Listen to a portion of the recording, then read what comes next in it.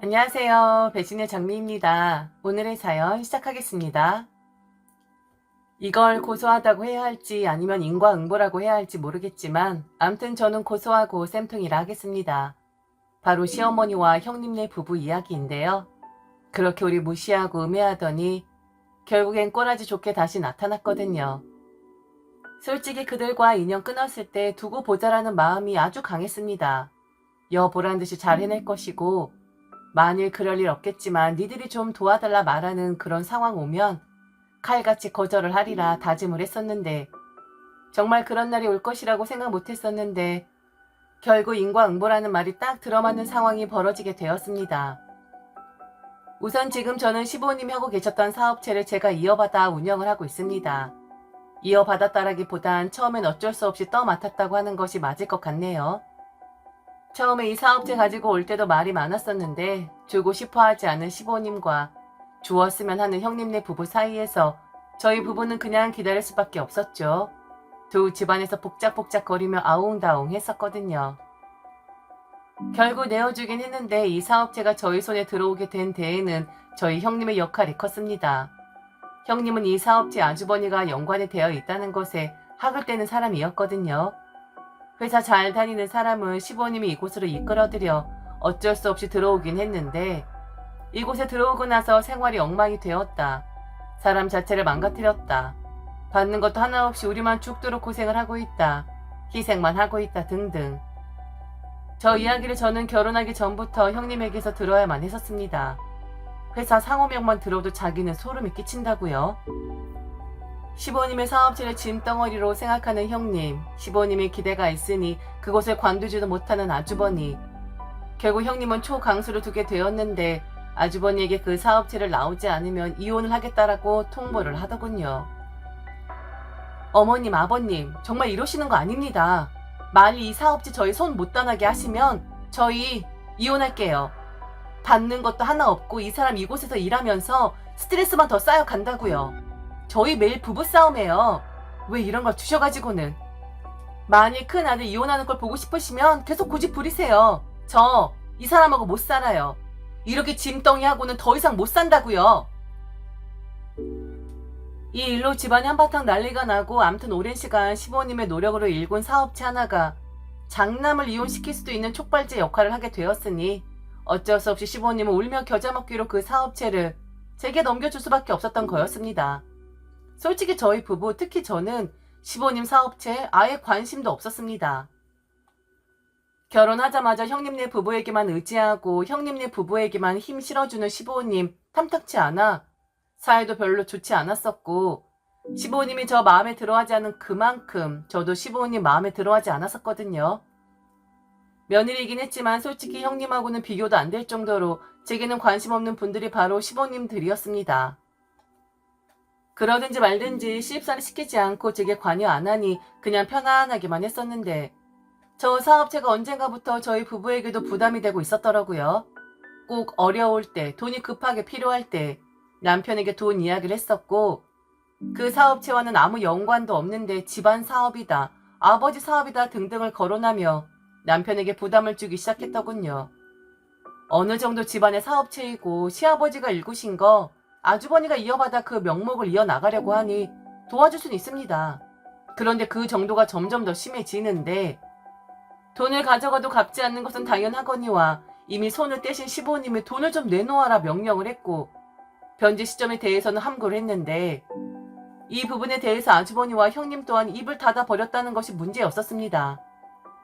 돈이 나가기는 하는데 전혀 돌아오지 않는, 그리고 우리는 그 사업체와 아무 관계도 없는데 돈 10원 한 장 안 받고 덕 보는 것도 없는데 계속 명령을 하고 윽박을 질러대고 아쉬운 소리하니 돈을 내어줄 수밖에 없었고 잔뜩 깨져버린 항아리에 계속해서 물을 부어주는 격이었었죠. 처음엔 남편이 아주버니의 사업체에 돈을 그렇게 융통해주고 있었다는 것을 몰랐었습니다.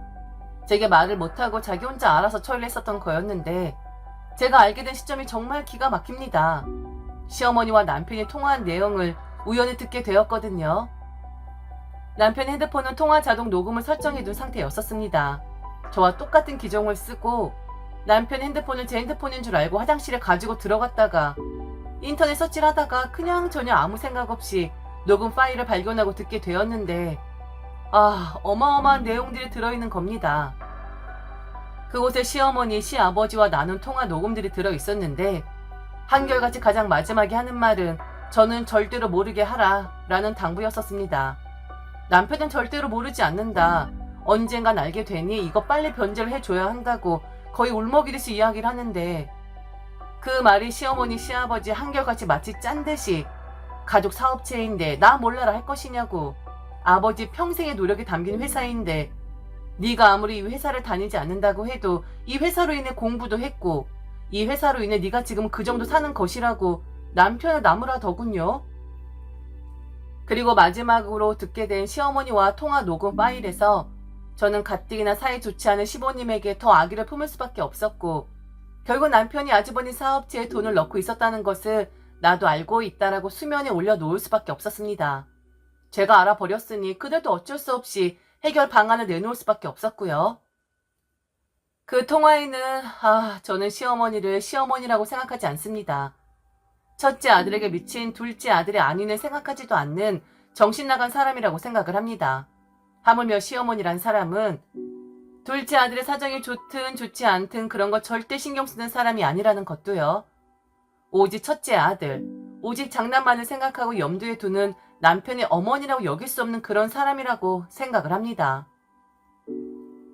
어머니, 정말 이젠 안 될 것 같아요. 저도 대출이 나올 것이 이젠 없거든요. 야, 그럼 어쩌라고? 저 회사 망하게 하라는 거야? 저도 나올 것이 없는데 어떻게 돈을 해달라고 하는 거예요. 형은 나올 것이 없대요? 아니, 형은 도대체 회사를 어떻게 운영하길래. 네 형 이야기는 하지도 마. 걘 할 만큼 다 했어. 가족 사업이잖아. 그러니까 너한테 이야기하는 거잖아. 아니, 자꾸 가족 사업이라고 하시는데 저는 그곳이랑은 아무 상관없잖아요. 너 자꾸 이럴래? 엄마 죽는 걸 보고 싶어? 돈 나올 곳이 왜 없어? 엄마가 다 알아봤어. 이따가 전화번호 하나 줄 테니까 그 사람한테 연락해서 돈 좀 빌려달라고 해. 누구 전화번호인데요? 혹시 사채하는 사람이에요? 돈놀이 하는 사람인데 이 사람한테 빌려. 이자율이 좀 높긴 하지만 그래도 너는 갚을 능력 되잖아. 처가도 잘 살잖아. 엄마가 다 손 써놨어. 그 보증인으로 네 마누라 해놓으면 될 것 같더라. 인감 다 있지? 그냥 도장 하나만 찍으면 되는 거니까 네 마누라 모르게 도장 가지고 나와서 하면 돼. 아니, 그 사람을 보증인으로 세우라고요? 그러다가 갚지 못하면 어쩌라고요? 어쩌긴 뭘 어째. 니네 처가 잘 살잖아. 그쪽에서 해결해 줄 거야. 딸내미가 보증 서서 갚지 못한다고 하는데 잘난 처가에서 가만히 있겠어? 어휴, 착해 빠지고서는. 엄마랑 통화 끝나면 그 사람한테 얼른 연락해. 바로 앞에서 돈 주는 거니까 엄마한테 바로 넘기고. 알겠지? 절대로 그렇게 할 수 없다는 남편의 말에 시어머니는 다시 한번 남편에게 소리를 질렀고 남편은 거의 울기 직전인 상태였습니다. 목소리만 들어도 알 수 있었죠. 저 통화 내용들과 그동안 남편이 시부모님에게 이체시킨 돈의 액수를 논하며 언제 변제를 할 수 있는지를 저는 재촉했습니다. 시부모님과 아주버니, 형님 모두 앞에서 말이죠. 그날 모든 일이 터져버린 거였습니다.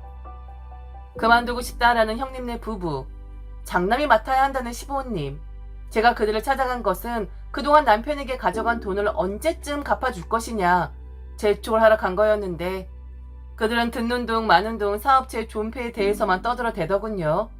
그러면서 형님이 이혼을 이야기했고 차라리 저희에게 그 사업체를 맡기라는 의견을 제시했던 거였고요.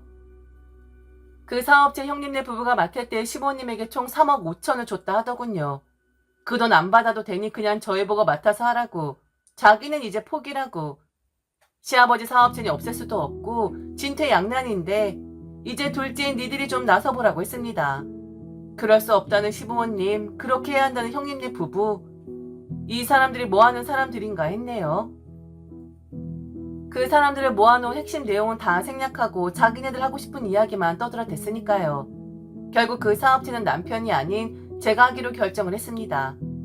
그 결정을 한 데에는 이 사람들 손에서 남편에게 가져간 돈 나올래 만무했으니 차라리 그 호랑이 굴에 들어가서 그곳에서 변제를 해봐야겠다라는 생각이 들었거든요. 제가 이 사업을 떠안기까지 많은 결심이 있었지만 그 부분에 대해서 언급하면 여러분들도 지겨울 테니 이쯤에서 그만하고 암튼 저는 그 사업체를 아주 심플한 수로 접근을 했습니다. 연 매출 10억도 안 되는 곳이었고 직원이라고 해봤자 비정규직 포함해서 5명인 곳이었습니다. 대충 눈 대중으로도 계산이 나오더라고요. 이곳은 큰 돈은 아니어도 빚 없이 월급 정도는 가져올 수 있는 곳이구나 라는 것을요. 우선 저는 친정 아버지에게 도움을 청했습니다.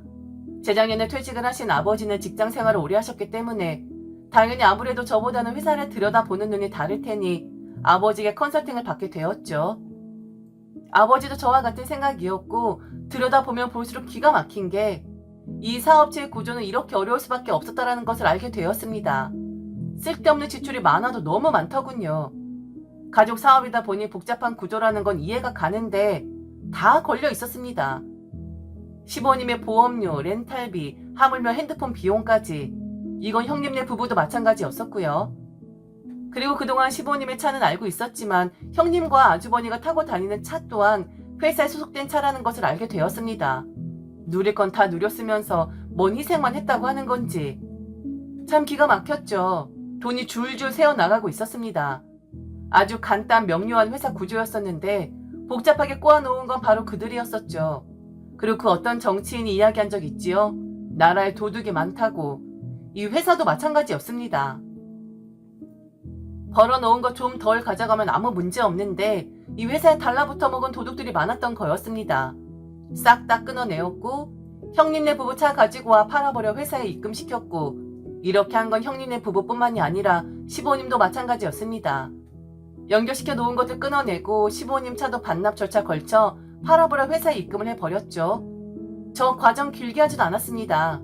대략 6개월 정도 걸렸고 정리할 건 정리하고 업체들 다시 한번 찾아서 1원이라도 싼 곳과 다시 계약을 했고 그리고 미수금 받을 수 있는 돈을 그냥 두고 왜 돈이 없다고 징징거리기만 했는지 이해가 안 가는 부분이었습니다. 3년 동안 못 받았던 미수금 정리했고 처리 못할 것 같은 경우들 특히 악성 같은 곳은 다른 업체에 맡겨버렸습니다. 못 받는 것보단 수수료를 떼어주는 편이 더 효율적이니까요. 저는 저 회사를 맡게 되면서 시부모님 그리고 형님네 부부하고는 인연 끊어버렸습니다. 저 회사를 제게 넘기기까지 손해 하나 안 보고 조금 과장되게 한 푼이라도 더 뜯어내려고 하는 그들의 심산이 너무 괘씸했었거든요. 물론 저 또한 10원 한 장 허투루 줄 수 없었기에 의견 조율하는데 진을 많이 뺐었고 결국 그 회사 제 손에 들어오면서 저와 그들은 두 번 다시 얼굴 마주하지 말자 서로 악담을 한 상태였었고요. 그런데 안정화가 되니까 그들이 찾아오기 시작했습니다. 어이없게 뻔뻔한 얼굴을 하며 사업체를 다시 돌려달라 합니다. 그게 싫으면 같이 일하자고 합니다. 도와달라 하더군요. 가족 어쩌고 저쩌고 하면서요. 제가 듣는 척도 안 하니 그들은 매일같이 집에 찾아왔고 저희 아파트 단지에서 소란을 피웠으며 하물며 회사에도 찾아오고 문을 열 시도를 하고 저희 집 유리창까지 깨는 짓을 하더군요. 돌려줘라. 아니면 같이 일해라. 그리고 그거 쌓아 올린 사람은 네 시아버지랑 우리 큰아들이야. 너는 정리만 한 거고. 그들의 덕에 이제 안정화 되었으니 그만 제자리에 돌려놓거라. 안 그럼 나 정말 가만히 안 있는다. 더 심한 짓 할 수도 있어. 더 심한 짓? 마음대로 하세요. 그리고 이렇게 찾아오는 거 그만하세요. 저 분명히 이야기했습니다. 다시 오지 마세요. 같이 할 마음 없고 지금 안정화 시킨 건 다 제 덕이라고 생각하는 사람이니까 나누어줄 마음 없다고요. 저 경고했어요. 다시 찾아오지 마세요. 아니 이게 지금 시어머니 앞에서 뭐? 찾아오지 마? 너 지금 나 협박하니? 내가 니까짓 거 하는 말에 동요할 것 같아? 동요를 하든 말든 그건 당신 마음이고 누가 내 시어머니야. 나는 당신을 시어머니라고 생각 안 하는데 다시 찾아오지 말아요. 그렇게 무시하고 뽑아먹을 땐 언제고 이제 와서 시어머니 코스프레 하는 거야. 참 웃기고 있네. 다시 오지 말아요 정말. 알겠어요? 더 이상 뭐라고 대응할 필요도 없이 저는 모든 증거들을 수집해서 변호사를 선임했습니다. 가족이니까 제가 법적으로 대응을 안 할 것이라 생각을 했나 보더라고요. 저런 행위들. 가족이라고 하면서 인연 핏줄 운운하며 저런 짓거리 하는 거 요즘 세상의 스토킹 범죄입니다. 실형을 살 수도 있고 벌금도 3천만 원이나 되는 극악한 범죄입니다. 가족끼리 접근금지 신청 못한다고? 웃기는 소리죠. 가족인의 주거침입 인정 안 된다고? 개소리나 다름없죠.